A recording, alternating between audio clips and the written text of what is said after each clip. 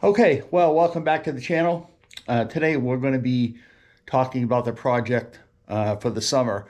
In the last video, I finished up the Springer, and you can see over here, I got the crash bar on, the windshield's on, changed all the fluid. We did have a problem with the Deluxe. We thought it was a battery. I'm still trying to monitor that to see what's going on with that. But the summer project that we're going to be working on is going to be this 98 Sportster. Now this thing, I'm not going to be doing any motor work on it. The motor's fine on it, but it is having some intermittent problems.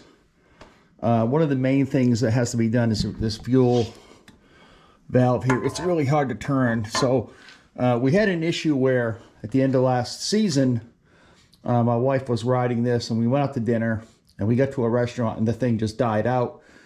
Wouldn't restart. So we went in and ate, came back out, bike started up. She drove it about 3 miles to the center of town, died again, couldn't get it started, so I just trailed it home. So she thought that when she went over a speed bump, that's when the bike died. So I think that was kind of a coincidence. I think it's a heat-related issue because it seemed like, you know, it was hot enough when we got to the restaurant that it died out. It cooled off enough while we were eating to let the bike start again, and then when she rode it, it got back up to temperature and it died out. So now, none of the components on this bike have really been changed over the years. I did the motor in 2004, I want to say. This has the Wiseco 1200 kit on it. This started out as an 883 XLH. And I'll go in the next video when I start working on this, I'll go over the history of this bike because it's kind of interesting how we got this bike. We actually bought two of them.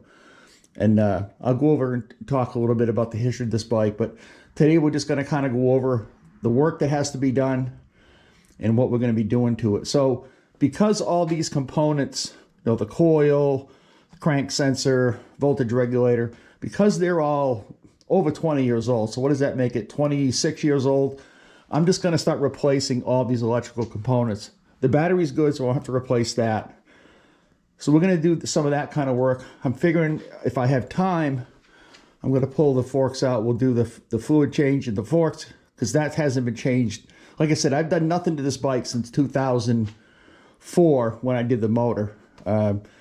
So we do have an issue. I did lower this bike with lower shocks. I put forward controls on it.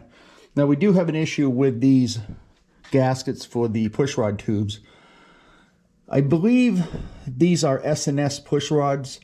They are adjustable push rods, so that shouldn't be a problem. I've got to get new gaskets because you see they're kind of swollen up a little bit. And I tried fixing them a while back, but they really need to be replaced. So we have to put the push rods out. I believe the neutral safety switch is not working either. Let me get the key and we'll look at it. So initially I was going to replace this dash, but I do kind of like this dash because there's different settings on it. Like right now it's on B settings, kilometers, performance. You can do quarter-mile testing. So this has 7,070 miles since the engine rebuilt. So it doesn't have a whole lot of miles on it. Trip A is what we use for fuel. We put this back on odometer. And then over here you can do oil, which is what will show you the oil pressure. Volts. Is it going to show volt? Yeah, so it's showing volts of 11.7. I don't have it on the charger right now, so I'll put it on the charger. Shows your clock as to what, it's not 3:15, but shows the hours that we had RPM.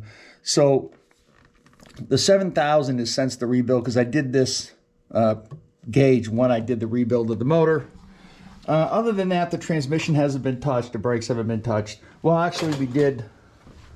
Oh, I left it on. We did put a chrome caliper on the front, so we're going to have to change some of these fasteners out right here that are kind of rusted. We'll do an oil change. Again, I'm not sure if the neutral safety switch works. It seems like it stays on neutral all the time when I just looked at it. There's the oil pressure gauge down there. I do have a chrome caliper that for some reason when I bought it, we could never get it to work on this bike. I don't know why. So I'm going to try to revisit that again. And again, we'll do the, the fluid changes in it. I think we're going to get a new seat for it because you see this one's starting to get torn up a little bit, but this is a really quick bike. I have some paperwork over here for what I did, like zippers. I believe that's might be the push rod tubes as zippers. Then it's got the big sucker air cleaner. It's got the S&S push rods. Oh yeah, I forgot about this cat's eye. So we're gonna have to get a new tail light. The tail light works, but if you look at the bottom, which is clear, which lights the license plate, that panel is gone out of it. So we're gonna have to get a new tail light. Not sure why I got a brake thing here, but this is the exhaust straight shot Vance & Hines. And then we got the push rod, and then this is the 1200cc Evolution kit. So in this kit, it came with new cylinders. We used the existing heads, but it came with new cylinders, pistons, rings, everything like that. I don't remember what it cost. Again, this was 2004, so what it costs now is kind of irrelevant. I put mini apes on it. We had chrome controls put on it. I just put new mirrors on it this year because the other mirrors, I could never get them to really stay right. She was always adjusting them. So we got some braided steel cables. We're going to do the voltage regulator too while I'm in there. So mainly it's just not a restoration or anything like that. I kind of like to call it like a refresh of this bike. We want to get some stuff done on this bike so because we definitely want to use it this season. I might change these forward controls over. I'm not a big fan of these forward controls. I bought these one year when we were down at Myrtle Beach Bike Week when I put them on, and I'd like to go back to the regular standard controls for this. So, because this bike sat for about 7 years. She bought her Deluxe in 2015, and once she bought that, she never really rode the Sportster again. So it sat here for a good 7 years. And I got it running last year. We built the carburetor, and we got it running, and she wanted to take it out, so we took it out last year, and that's when we had the problem.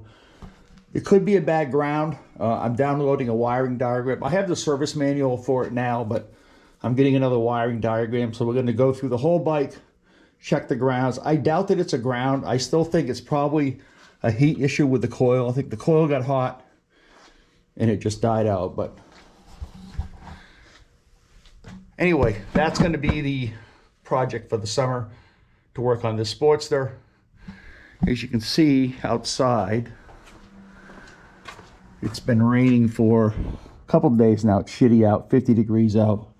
My truck is still gone. It's still in the shop. They just told me yesterday that it's going to be in there another week. So I'm going to be without a truck for another week, and we'll go from there. So all right, that's going to be it. That's going to be the new project bike for the summer. It should go pretty easy with no motor work, mainly just replacing some parts that I think are just too old to keep on the bike, and to redo some stuff on it. So one more thing. I actually thought about turning this into a trike.